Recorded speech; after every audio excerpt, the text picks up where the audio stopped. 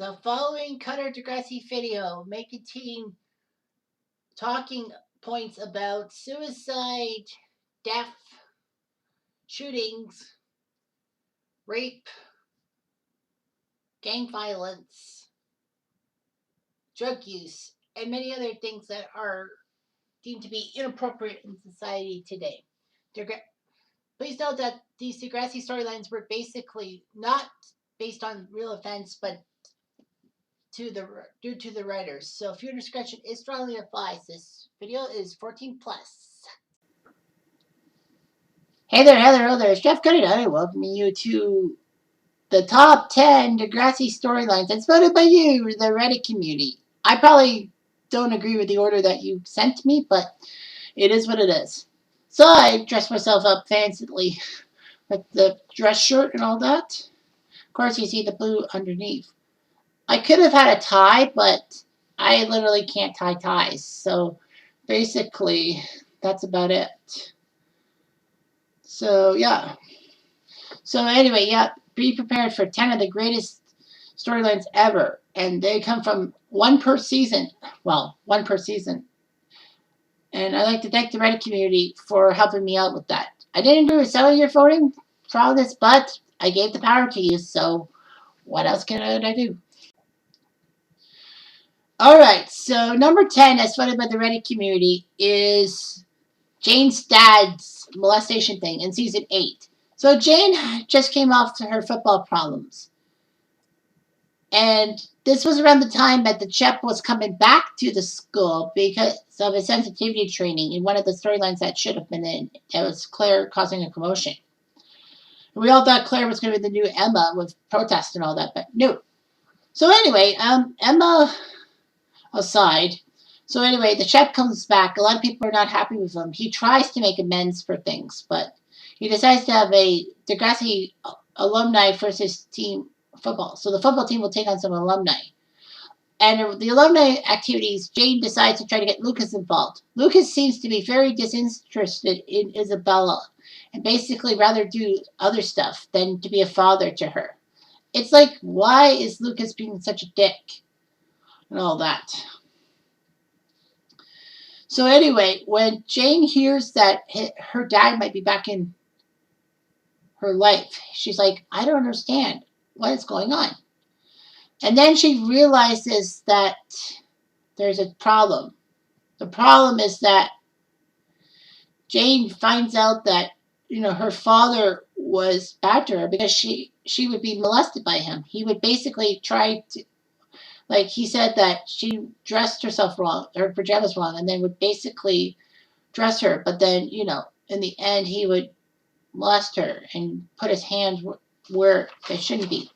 Lucas didn't know about this because Lucas was basically watching TV and all that while Jane and Lucas's mom was working and all that. Jane wanted to tell Lucas all about this issue. Lucas says, hey, Dad's proud of me for doing well in the football game. Don't ruin it for me. Jane tells Lucas about her findings and all that and finds that Lucas's dad is too close to Isabella. And then Lucas realizes that if this is true, then his dad's going to go after his granddaughter sexually and all that. So he realizes it. And he tells his dad to stay away from him and his kid. And all that. We don't need you around. Lucas, I think, wanted his dad around because he thinks that, things could get better and all that. And maybe he's acting out of frustration because of his dad leaving, that he's just a terrible father himself. But anyway, Lucas tells Jane a lot of stuff and is upset at himself. Jane tells her mom everything and they go to family therapy. Lucas admits he's such a dirtbag. However, Jane gives him a benefit of doubt because A, they're kids, and B, Lucas is there now, and, he's willing to help. And the worst part is, well, of course, Jane got over her problems. But the worst part was that Lucas was cut out of Degrassi after that episode. He was gone. He was kind of black-holed. And I'm like, what the hell? Look, we would love to see a Lucas redemption arc and all that, but we never got to it. We just got that episode, and then he left. It was like, what the hell? So yeah, I think the writers really screwed up. They could have had one more episode about Lucas, but guess not. All right, next at number 9 is Palex, season 5. Now, Paige and Alex were going through relationship issues at the same time. Paige just came off season 4, having, Dean get away with raping her. Having a relationship with Spinner that turned out to be bad, as Paige, even though that she took a job to get Spinner's car back running, Spinner uses the free time away from Paige to gravitate towards Manny for some reason, and they have a relationship. Spinner ends up losing Manny because Manny does tell Spinner in Bark at the Moon that she's the problem, not him. I mean, a lot of people said Manny broke up with Spinner because of his involvement in Time Stands Still. But no. It was because, no, Manny said that she didn't think that Spinner deserves her. So, yeah. And then Paige gravitates to Mr. O for some reason, I guess because, with the Rick situation and trying to get control of things and losing Spinner. She decides to go with Mr. Olander, but, creepily, Paige decides to protect Mr. Olander from trouble. But Olander takes the blame and gets fired as being a student teacher, and he goes to the Yukon. When he comes back, he breaks up with Paige and brings her drugs. Paige doesn't know what to do. Alex has had an issue with the fact that Rick came back to the school and the fact that Jay gave her gonorrhea. So for some strange reason, well, including the fact they were working on the same movie theater, the sexual tension was there, and Paige and Alex gravitated towards each other. And, the problem is that Paige kind of treated Alex terribly. I mean, Alex was lower class than Paige. And it seemed that Paige was not giving Alex the time of day for things. And, it was a cute relationship. In fact, Paige talks to Kevin Smith when Kevin Smith premieres his movie to the Degrassi universe. And Paige doesn't know about Alex. And Kevin said, I thought you looked cute at the premiere and all that. So Paige and Alex do hook up again, and they have issues. Season 6 was when it really blossomed because Alex was going back to Degrassi to improve her grades. Paige was in college having her panic attacks. I guess that's one storyline I forgot to mention in the best of the best.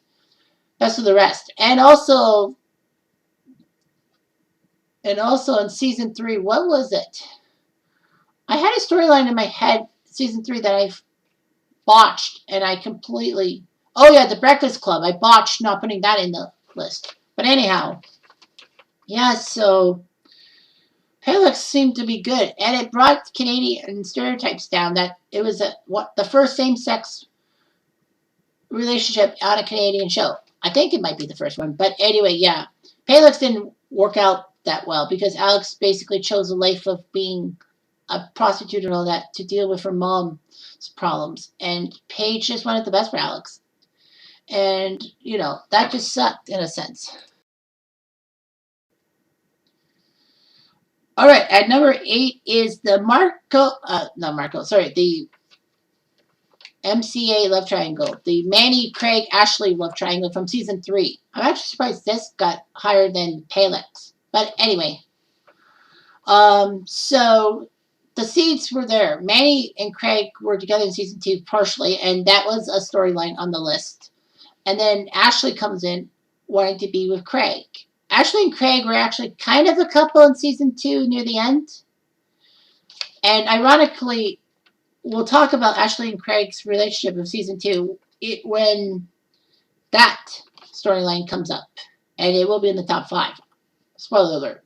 So anyhow, Ashley wanted to gravitate towards Craig. But Craig was secretly cheating on her with Manny, and it wasn't good. It got to the point that Craig and Manny actually were together at a rave. The rave that Manny takes Emma to, hoping that Emma would be with Chris instead of, Emma pulling out being a chicken. Craig and Manny have sex on Emma's bed, and Emma's disappointed in them. Telling Manny, you're better than this. Well, on Christmas, during Christmas time, in the episode that you rarely see because, it's a Christmas episode, we find out that Manny and Ashley both find out that Craig is seeing both of them and basically tear him a new one.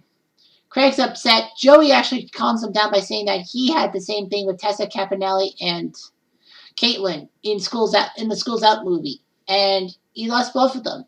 But he got together with Caitlin, kind of, after that. So anyway,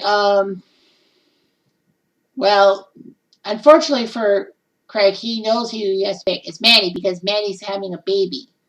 Ashley announces to the school that Manny's pregnant and Craig got her pregnant. And Ashley had the right to complain and all that because her boyfriend, her seemingly boyfriend, got someone pregnant, like Manny. So Manny isn't sure what to do. She knows she's scared of telling her parents she's pregnant because if if the parents are who they thought they were, then Manny would be on a one-way ticket to the Philippines to a convent like her cousin.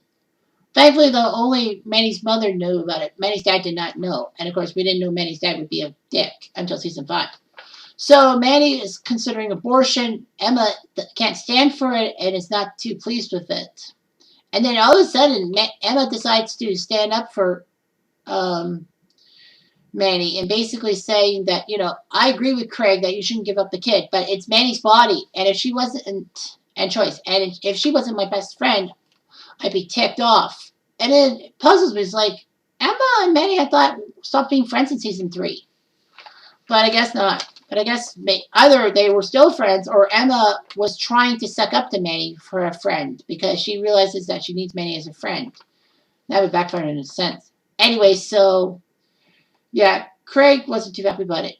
And a lot of people actually said Craig should have just told Manny that he wanted the kid because, his home life sucked. His parents are both dead. And, he's with Joey. He just wanted something of his own. And it didn't work. Ashley would tear Craig a new one in a song contest. However, Craig comes up with an apology song and somehow woos Ashley, even though that Ashley had the right to get mad at him. In fact, Ashley has so much problems with Craig being with Manny that she actually takes too many days off school and could fail. Her mom tries to pick her up her spirits. And then in the homage to Ferris Bueller's Day Off, they take Ashley there, and Paige rips Ashley a new one saying that, you can't let Craig ruin your life and all that. Ashley enters an Elvis contest. She does pretty well, and she's got her mojo back. That's good in a sense. All right, so number 7 on the list is Maya's Depression from season 17 / Next Class season 3. Now, the storyline from Maya's Depression started with the bus crash, and that was in the top 20. So anyway, the bus crash affected Maya. Maya was shaken. Tristan was in a coma. A few other scrapes and all that. And Maya had the deep thought that, she was responsible for this bus crashing and Tristan getting hurt. Despite the fact that Maya should be mad that Tristan is such a dick towards her. Maya, for some reason, has depression and has weird thoughts and actually gets into survival porn or something like that with Syed. So basically, she ends up not being herself and basically just being a doom and gloom chick for a long time. And people are shocked at how she was. But bottom line is that the finale of season 17, she's ready to kill herself. She's going to take pills while sitting down on the bus with music in her headphones. Kind of an ode to Cam. Obviously, she doesn't say Cam's name, but you can kind of guess. So Maya realizes that she's not doing it right. She tries to fall asleep, but no, the pills didn't kick in. And then she decides, well, I better jump off the roof. Then plan B. And then Esme and Sig, who are actually having sex or something on top of the school roof, find Maya close to the edge of the roof. And then the pills do kick in, and Maya basically starts to choke and is laying flat. Sig doesn't know what to do. Sig says Maya should vomit, and Esme says no, she could choke on her vomit. Besides, I saw my mom kill herself in front of me when I was 10. I know what to do. And Esme does it, and they save Maya's life. Maya's happily in the hospital. Everyone is there. And then Tristan, who woke up from his coma, said, let's go get pizza or something like that. And then a lot of people were bitching about the ending because it's like, did he purposely try to grab attention away from Maya? Like, I know Tristan and Maya had problems because of Miles. But I said that it's possible that he has coma brain. You know, coming out of a coma, your brain has to function and all that. There are times that people can come out of a coma and pick up a new foreign accent and basically pick up a new trait. In King of the Hill season 3, when Peggy gets that skydiving accident, she crashes, but then she wakes up determined to walk again and she's fine. But the weird thing is that it starts Peggy being some kind of narcissist. If you watch the Sugarfoot's episodes, like the episode that Buck decides to unload Sugarfoots on Hank so that Miss Liz couldn't take it. Peggy takes ownership of Sugarfoots and basically changes Sugarfoots to a thing. And then the worst part is her face is plastered on a train saying no substitutions with her wagging a finger. And, you know, there are lots of times that she becomes a narcissist, especially when she accidentally picks up a Mexican girl and takes her back to Texas. And of course, Peggy's Spanish was terrible, and how she got Spanish teacher, I don't know. But basically, Peggy was saying all this stuff, and Peggy's like, "All right, I brought your kid back," but then she gets arrested and charged, and she could be facing jail time. But the lawyer tells Peggy that the best way to do it is to prove that Peggy doesn't know Spanish because, you know, then the judge might be leaning on her. However, Peggy basically says, "Oh no, we can't do that because if the school board finds out, my teaching career is tostado." So basically, she would rather live a lie of being a bad Spanish teacher and probably going to jail and not let the school board know about her problems. But she does do bad Spanish, and thankfully, the judge gives her the not guilty verdict. It's a couple years later when I think the school board finally got tired of Peggy's problems and just got rid of her. So yeah, so being in a coma can really ruin your brain in a sense. All right, at number 6 is Cam from season 12. Part of Miles' depression in season 17 was because of Cam. And speaking of Cam, he got number 6 on the list. I guess I was kind of hoping that Cam would get top 3. But no, he got to 6, and I'm like, what the fuck? I mean, I look at the top 10 and all that, and top 10, and I'm like, he deserves to be like second or third. But anyway, that's how the Reddit community voted for him. So basically, Cam's storyline. It's not the episode, it's the storyline. So Cam in season 12, he's a new kid coming from Kapuskasing, which is like 10 hours away from Toronto, up north in Northern Ontario. And he's having issues. He's homesick, obviously, when you come from a place 10 hours away from you. You know, he's having issues. His teammates are now help, and he has a puppy love thing with Maya. And of course, Sig is really jealous of Cam. Sig manages to get Cam unglued at a ball hockey thing, and Maya doesn't defend Sig. I mean, Maya doesn't defend Cam, and Cam's upset that Maya would rather be with Sig than him, and just leave Cam high and dry. Cam gets suspended. He decides to go over to Maya to apologize for everything. Maya allows him to stay the night because he has nowhere else to go, and he leaves in the middle of the night. He even snatches Maya's stuffed owl Hoot, and will give it back to her at a present date. Of course, Cam was homesick. You know, he was jumping off balconies trying to slash his wrist with a skate. Worst of all, Sig decides to tell Cam that stay out of Maya's life forever. What a jealous fucking prick. And Cam takes that seriously and decides to break up with Maya over the text and then go over to the J.T. York Memorial Garden. Eli is playing on a picnic with Claire, and then Eli has to see Cam's body. They did not elaborate on Cam, what he did and all that. Some people said, oh, he lost a lot of blood. Some people said he hung himself. And some people actually said that he probably drank some garden chemicals and, you know, the toxicity got to him. Now, as someone who worked one summer doing garden center, just before COVID hit, I can tell you that theory with the garden chemicals does make a whole lot of sense. So, yeah. So, Maya's told about Cam's death she and Katie go to the office, but Maya's indifferent, saying, I gotta practice my cello and all that. And then at the memorial for Cam, Maya just basically said he was selfish for killing himself. I would have helped him if he came to me. Suicide is awful. It's kind of a sin. Like, I agree with Maya. Like, Maya was upset that Cam decided to kill himself rather than fix the problems with her. Sig actually does pop up to Maya and says, I'm so sorry. I think I was the cause of this whole Cam thing. Strangely, Maya laughs it off, saying that, yeah, right. Cam was the evil one. And stays with Sig. Is like, what the fuck? Dallas, the captain of the hockey team, was unhinged. He almost jumps off the roof, but Fiona saves his butt.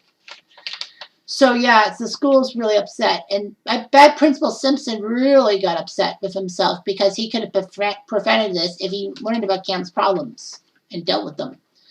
He does talk to Eli about finding a dead body because remember, Simpson was the guy who found Claude's dead body in Degrassi High when Claude commits suicide because he couldn't be with Caitlin. So yeah, he tells Eli these things. Eli has PTSD and his bipolar thing comes back. Maya goes through a deep grieving process. She decides to be more promiscuous. Her family doesn't like that, and she blasts everyone saying that, Cam killed himself. He broke up with me over a text, and I'll never be happy again. Jeez, Maya. And then by season 14, we thought, okay, Maya's gotten over Cam's problems. But then season 17 reset her again. It's like, what the fuck? Yeah, Cam was such a great character and all that. I wonder how the actor thought of his storyline because the writers brought the guy to play Cam and to kill him off in the season. It's like, what the fuck? I didn't like that at all. All right, and number 5 was another shock to me that it was low. It should have been higher on the list, and that's JT's death from season 6.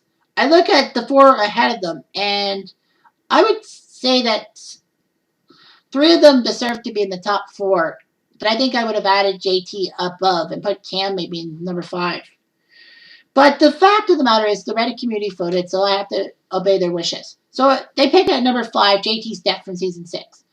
JT was okay. I talked about JT's pregnancy angle with Liberty in season 5, but I forgot to mention how it was actually more on JT's point of view than Liberty's point of view, and that kind of sucked. Was it a race issue? I hope not. I really don't think it is, but so anyway, JT is drawn towards a girl named Mia who has a 2-year-old named Isabella, and Liberty grows jealous, and I can't blame Liberty. I mean, like, JT would rather be with a girl with a kid. Liberty basically spites JT when he says we should have a nursery at the school or some kind of thing to deal with like little kids, teen mothers and their kids. But Liberty says no way. And JT says that you're so spiteful. I'm glad we broke up. However, JT's problems were not over as Lakehurst, Mia's school, actually were pissed off that JT would, date Mia. So they bring the Lakehurst thugs to try to get JT to stop being with Mia because Nick, her ex, the one before Lucas, because Lucas impregnated Mia, but the one before Lucas, that being Nick, actually wanted JT hurt because of things. So they started Degrassi Lakehurst feud. And practically it all comes to a head at the birthday party for Liberty as Manny throws the birthday party as a way to forget Craig. So anyway, Liberty's happy about her party. And then all of a sudden people come to, where Manny was still living with Emma, but they come to the Nelson house, and then basically Lakehurst decides to let themselves in, but many of the Degrassi people pushed them away, including Johnny DeMarco and Drake Lampley. So anyway, Emma was looking forward to being with Sean, and that failed miserably. But then at the end of the night, Toby tells JT about his feelings, and JT said that he'd rather be with oatmeal than an Italian sub, a meatball sub, that being Liberty with Mia, over Mia. I think that is kind of pathetic. Like, I don't think Mia was Italian. I mean, if she married Lucas, her last name would be Filari, but yeah, that's kind of tasteless. But anyway, Toby says, you got to tell Liberty how you feel. And JT says, you're right, Topes. You're always right. And JT does. JT looks for Liberty, who left the party. And then Johnny and Drake Lampley are peeing on his car. He said he does some kind of comeback. Drake comes in, the redhead, and boom, right through JT's aorta with a knife. Johnny DeMarco looked stunned. I know they probably wanted to hurt JT, but to kill him? And Liberty comes back to the house and finds JT stabbed and says, somebody help! And unfortunately, JT dies. And Sean, Emma, Manny, Liberty, and Toby all grieve together. And then the next episode, Toby has strange feelings for Liberty. Kind of a guilt thing, because Toby probably felt guilt that he told JT to go after Liberty. But I mean, Toby didn't know that JT was going to die. So Toby tries to have a relationship with Liberty, but then he says that he can't let his best friend down and basically tells Liberty all about the fact that, JT wanted to be Liberty and not Mia. Liberty shows some emotion after Mia says that you have no emotion about JT's memorial, and things happen.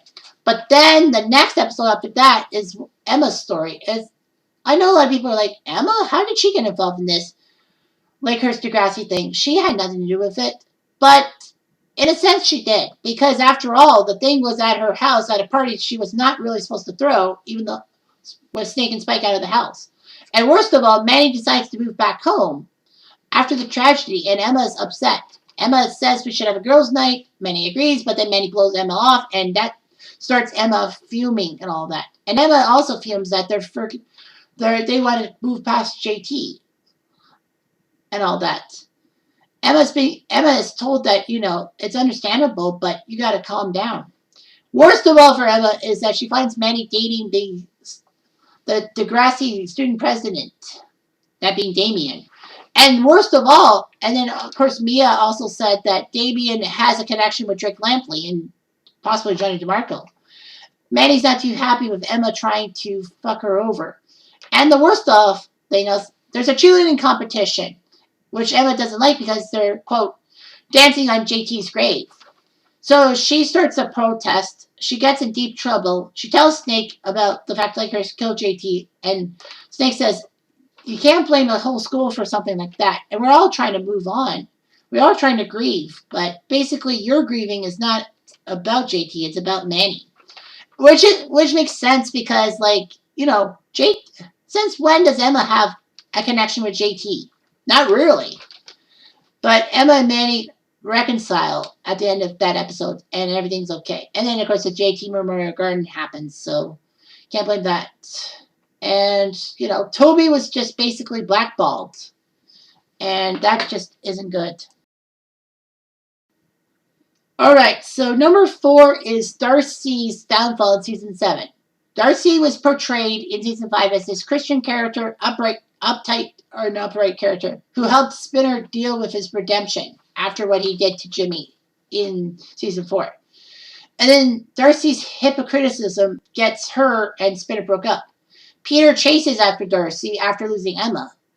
And Darcy gets harassed by a stalker named Adams, who Peter gives pictures to. But Peter didn't know Adams was a child buster or whatever. And then Peter manages to get Darcy back. And they go to a ski party with Manny.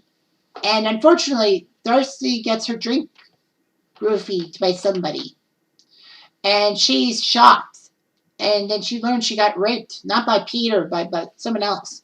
And she goes off the rails. She goes into self-loathing. The friendship club kicks her out because she had sex before marriage, obviously.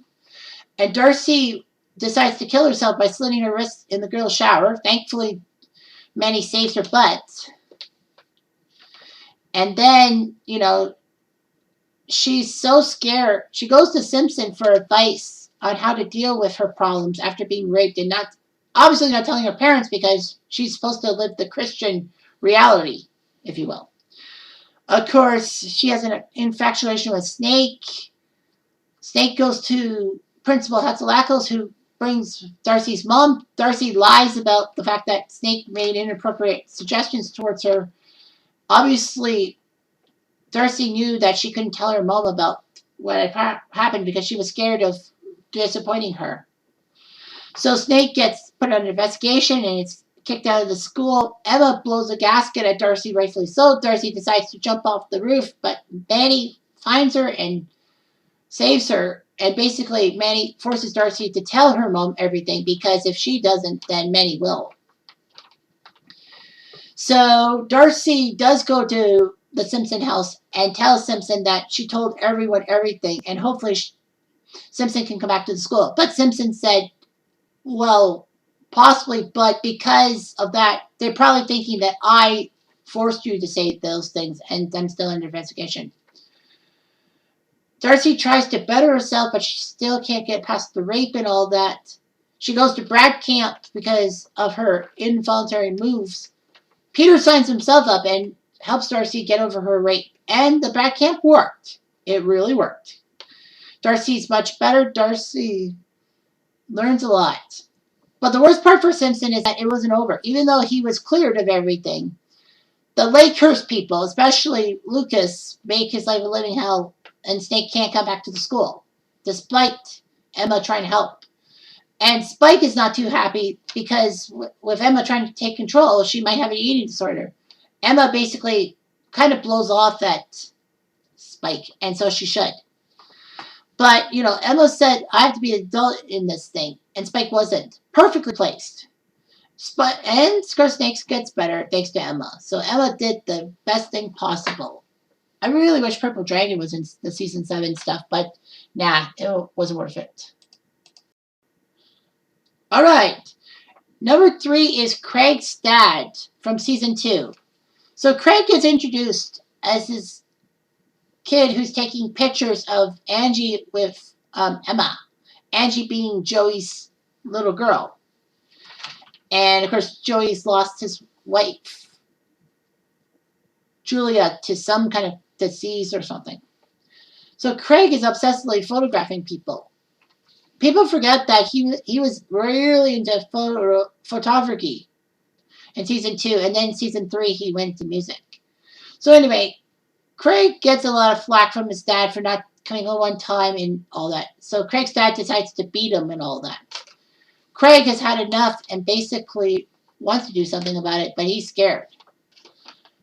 Craig's camera gets broken. His dad gives him money for a new one. Craig decides he needs the money for him and Angela to run out to BC. Joey's not too pleased with it and bans Craig from seeing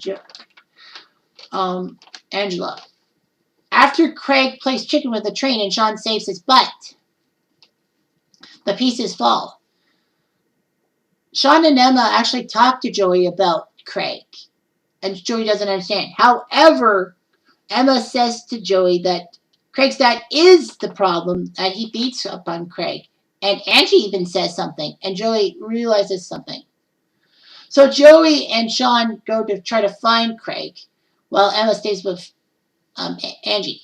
Emma looks through old photographs and finds out about Julia, and says maybe Craig's looking for his mom, Julia Manning. And it's like, what? So as it turns out that Julia left Albert, I mean Craig's dad, and married Joey. So basically, Craig and Angie are step-siblings in a sense.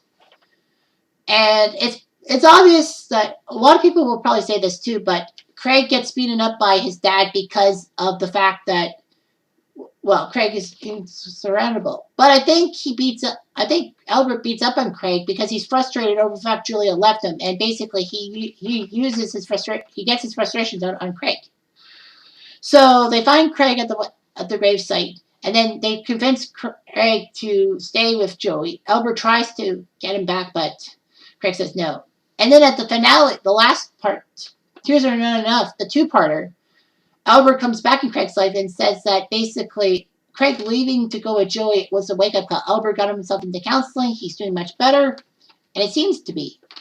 He sets up a dinner date, and Craig forgets all about it. And then Albert beats up on Craig again, and Craig doesn't want to do it.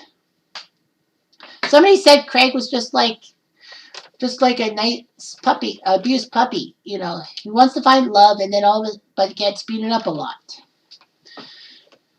Craig finds out the next day that his dad, I guess in his anger, crashed his car and died. The following Monday, Craig comes back to the school and everyone is shocked. Craig comes back in a sense. In the background, in one of the scenes, Raj talks to Craig and says that, I know this is hard for you, but you don't have to come to school. You're not going to get penalized. You might miss summer exams, but exams at the end of the year, but you cannot fail. I'll make sure of that. So Craig somehow comes back to the school and doesn't know how to feel. At Albert's funeral, he laughs at someone's thing about him being a family man. Joey wants to know what happened. Craig says, my abuser is dead. I should be happy. But he can't understand his emotions, why he feels about his dad. At the luau dance to pick king and queen, Craig and Ashley are picked, mostly out of sympathy. Craig hallucinates that his dad's in the audience and wants to run towards him. And then he can't find him, and then he starts to tear stuff down. The luau decorations. Everyone says, we stop him. Radish, in one of the only good moves in Next Gen, basically says, no, let him get it out of his system. Because he was there for Wheels when his adoptive parents died. He was there for a few other people, too. So anyway, Terry calms him down, saying that, she lost her mom while she was at a birthday party, almost playing pin the tail on the donkey. Craig says, my abuser's dead. Why am I still sad? Because you love him. And Craig and Terry have a nice moment. I just wish they were boyfriend and girlfriend. That would have been nice. And a little bit of a nugget. I think Christina Schmidt probably doesn't know who I am. But I know who she is. And I know she went to my high school, Waterloo Oxford District Secondary School. She's a couple years younger than I am. But yeah, so we're kind of at Waterloo Oxford at the same time. Kind of funny, huh? And it does kind of show you my age, because I graduated in 2003. So yeah, kind of weird, don't you think? Okay, and number 2 was Adam's transgender introduction in season 10. I'll be honest with you, I was shocked that it made it to the top 3. I was hoping for number 1. Well, number 1 was number 1, I kind of figured. Number 2 and 3 being JT's death and Cam's death. But what can you do? So anyway, in season 10, we introduced this kid named Adam. But we find out that Adam dresses like a boy. He's actually a girl named Gracie. And is Drew's younger brother, sister, whatever. All that. And, the mother, Audra, who kind of wants to accept Adam for Adam, but still calls him Gracie. And, there's a lot of problems at the school about his gender.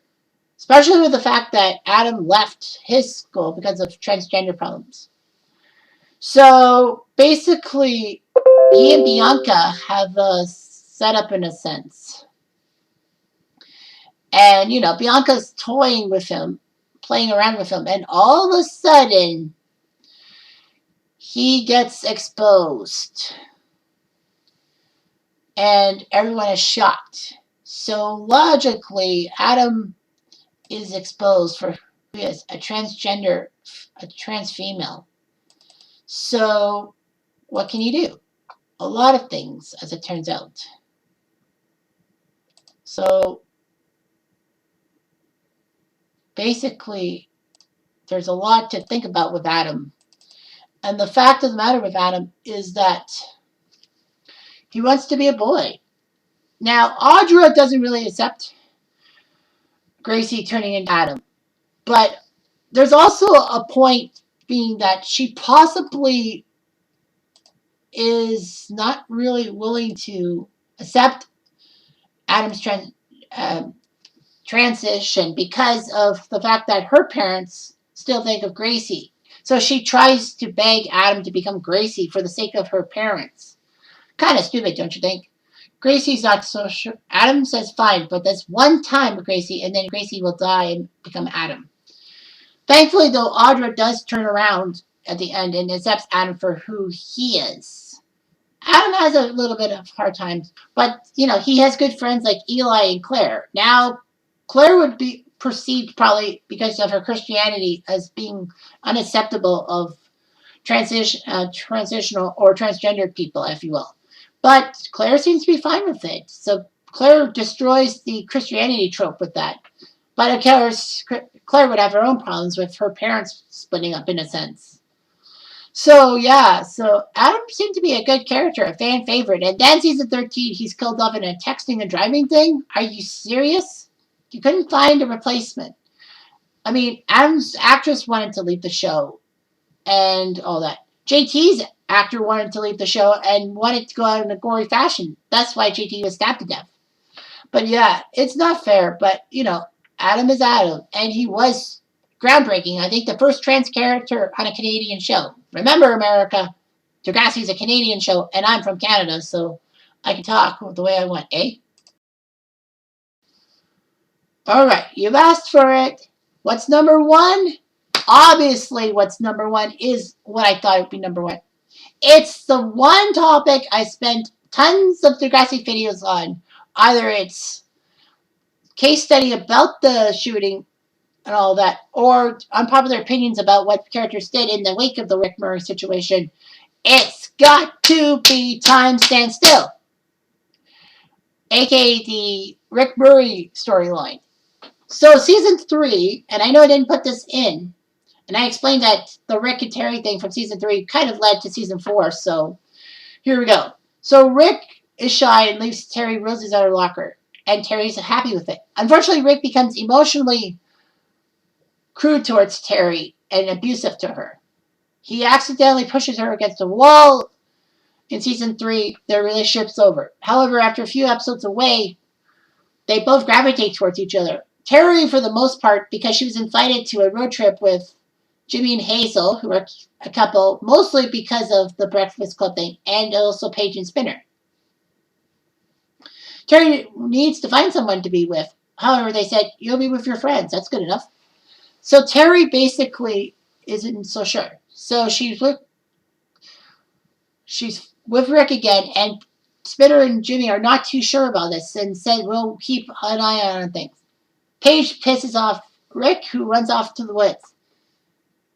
And Terry decides to run off to catch Rick. Unfortunately, that's a big mistake, as Rick is yelling at her for choosing Paige over him. And of course, Rick kind of was jealous about Terry gravitating towards Jimmy at one time. But of course, Rick does his thing. He pushes Terry against a rock. Terry's comatose. Rick has literal blood on his hands and flees. We don't see Rick until he has a box full of stuff and he's with his mom. I thought he would be expelled for what he did, but unfortunately, because it wasn't on school grounds, he couldn't really be expelled. His parents pulled him out. And it's unclear if Rick actually told the truth about Terry or basically just lied through his teeth. I made a video in my Degrassiisms about why Rick was not charged with hurting Terry. Mostly because it's a possibility that the courts would find Terry an unreliable witness. How much brain power did she lose because of her coma? So anyway, Rick leaves, and basically Rick just chickens out, and there's no major confrontation. And we're like, okay, well, Terry's gone from the show. It's like, oh shit. Well, at least Rick's gone. Unfortunately, not Back in Black, Mercy Street, the 3rd episode in the series. The first one was a 2-parter. So now, ironically, this storyline happened the same year I stopped watching Degrassi. I watched the first 3 seasons. However, I had a good reason for not watching through season 4. I was in college, so I had to study to be a computer programmer. Unfortunately, it took me 4 years to do a 3-year program, and I didn't get anywhere. That's why I'm still in retail. But anyhow, it doesn't matter. I digress. So Rick comes back to school and shakes Radish's hand. Paige and crew are upset of all that. They want Rick gone. And stupidly, a deleted scene that the CTV and the N, or Teen Nick, as you will, left out in the first run product, that Marco and Alex, who were named to student council at the previous episode, basically tell Radish this is a dumb idea. Radish says, Terry's at private school. I can't talk about her matters. And then they talk about the fact Rick hurt Terry. And Radish says, to the best of my knowledge, he hasn't been criminally charged. And if someone doesn't have a criminal charge, he or she will study at my school. Simple as that. like it or not. And of course, Alex says that it's for the GPA. Now, people will point to that and say, is that possible? It is, because in one of the scenes from the season 4 opener, Raj and Armstrong are talking about things, and Raj tells Armstrong he can't get Armstrong's equipment because he doesn't know the budget. So, yeah, maybe the better Degrassi does, the more money they get. I don't know. So, anyway, Rick comes back being so swarmy and all that. And, of course, he gets back. Emma hears about Rick's thing, mostly because, Rick's now in her grade. Emma blocks him from walking. Unfortunately, Raj is behind and tells Emma to get out of the way. Emma says, we don't want him at our school.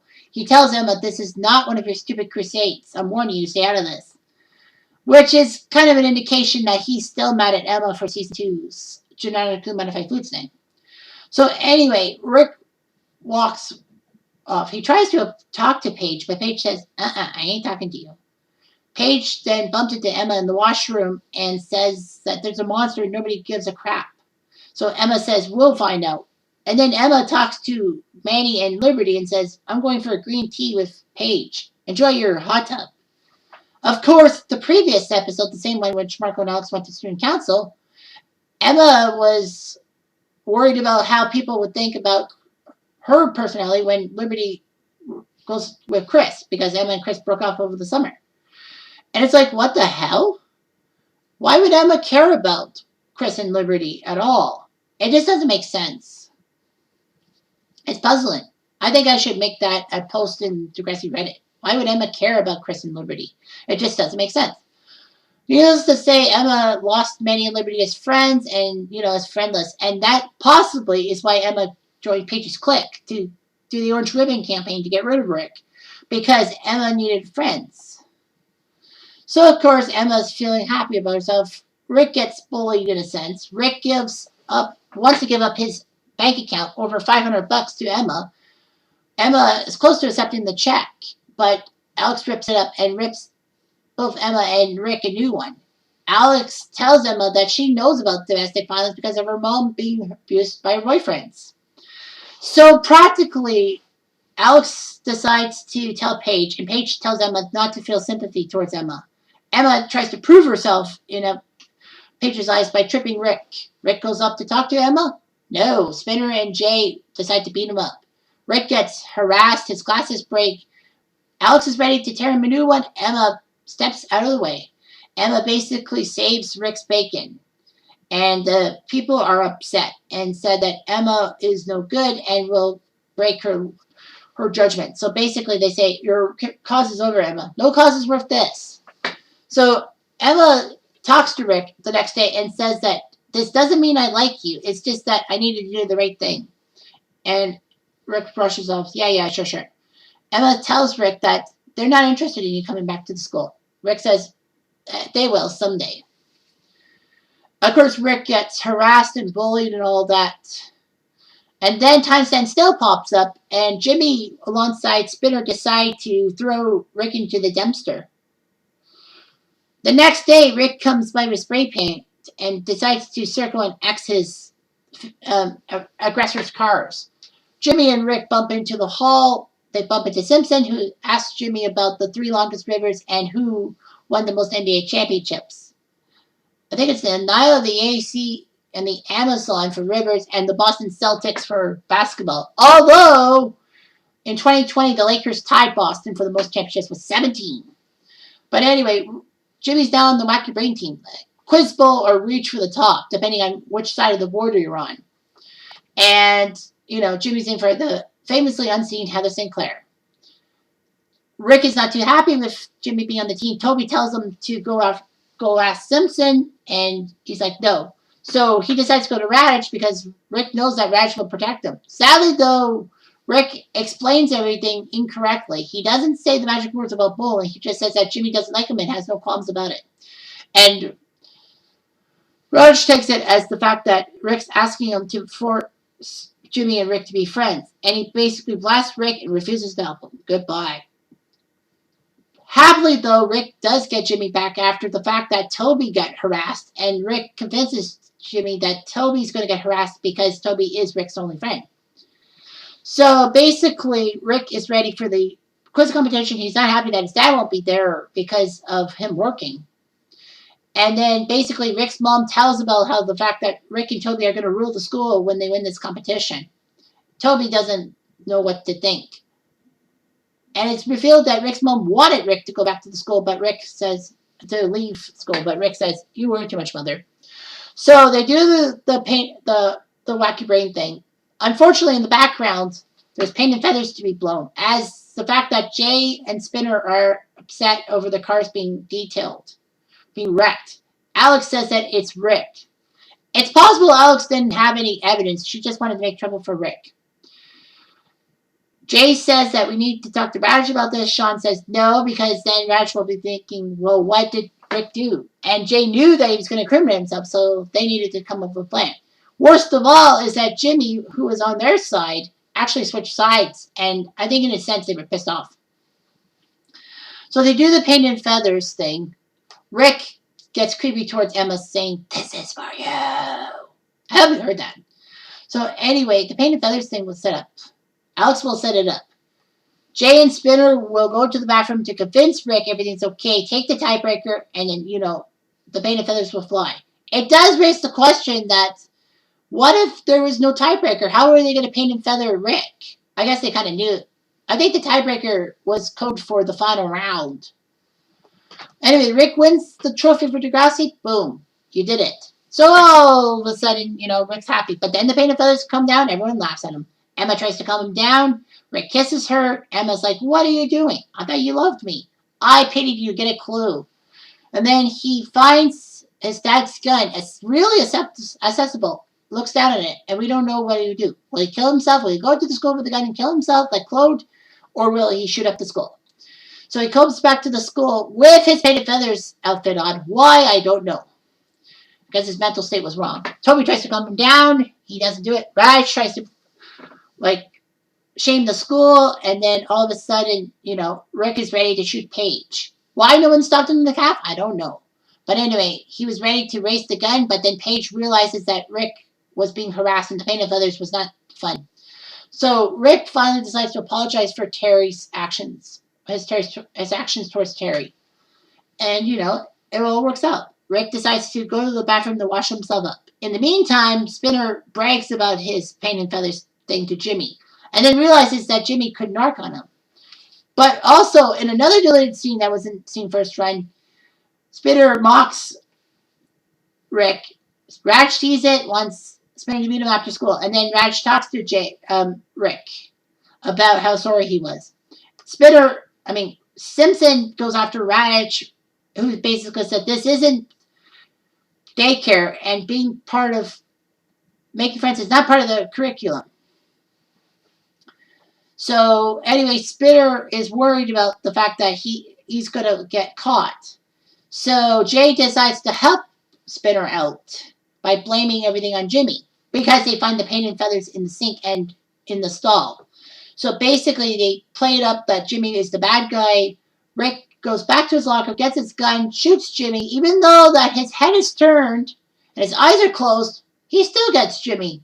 If Jimmy had known about that and looked back to see the eyes closed and all that, he would have ducked and boom, bullet goes off, he's safe, and then he might wrestle Rick for the gun. All of a sudden, Toby, Sean, and Emma bump into Rick, and Rick wants to kill Emma for spreading his advances. Sean wrestles the gun, and a gunshot goes off. We don't know what happens. Everything goes black. The subplot of Time Stand Still was Craig getting in trouble with Joey for trying to get Sydney to help sell Joey's home. Joey realizes Craig was just doing the right thing. Craig decides to go to school sick rather than be with Joey. So Caitlin helps Joey realize things. And then, Craig sees Jimmy's prone body.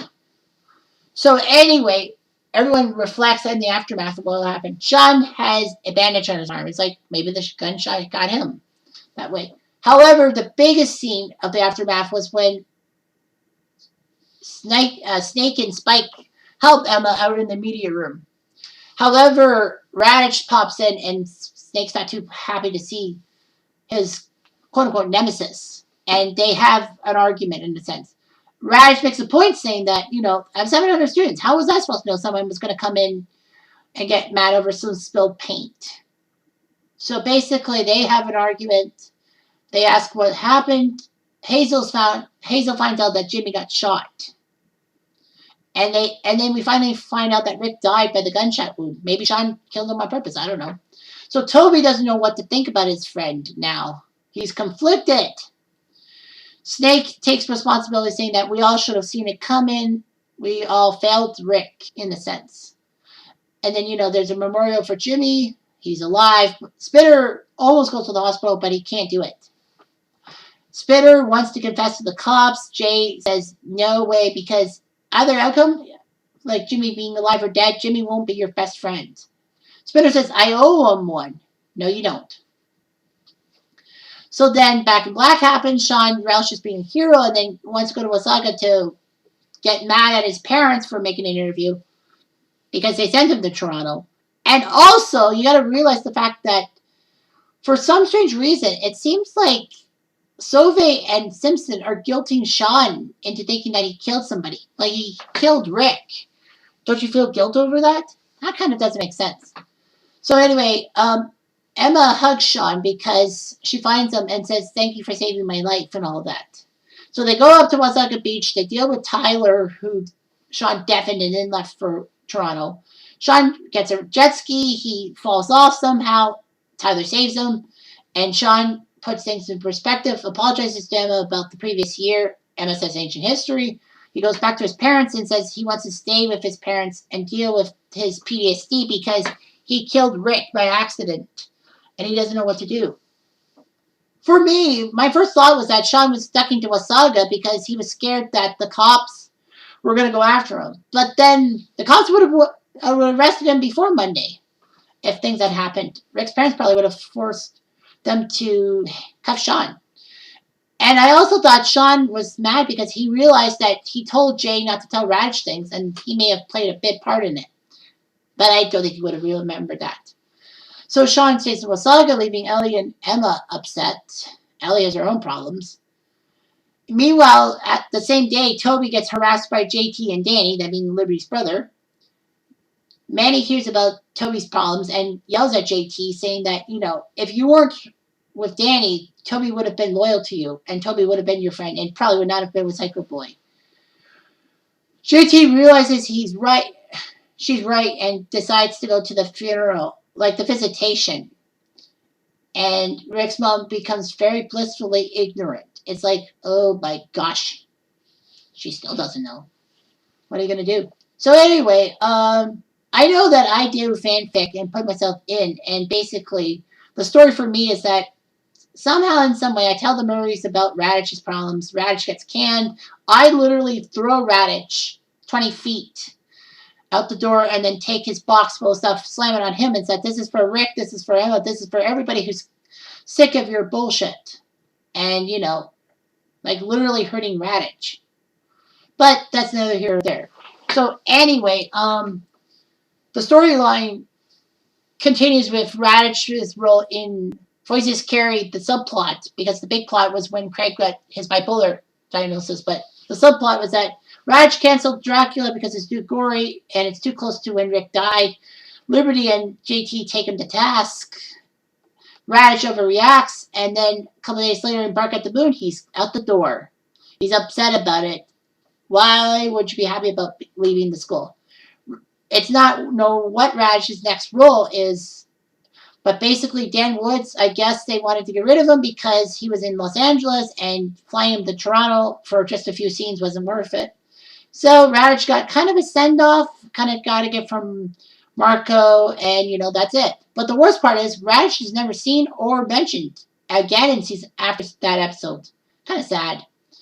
And then, of course, we dealt with Emma's aftermath, that she turns into zombie Emma and gets gonorrhea from Jay, which kind of snaps her out of her funk, and everyone admits that she's back, and Emma needs help and all that. They should have helped her in the first place. And then, Spitter tries to help Jimmy get back to himself and then tells Jimmy the truth about everything in the bathroom, gets ostracized.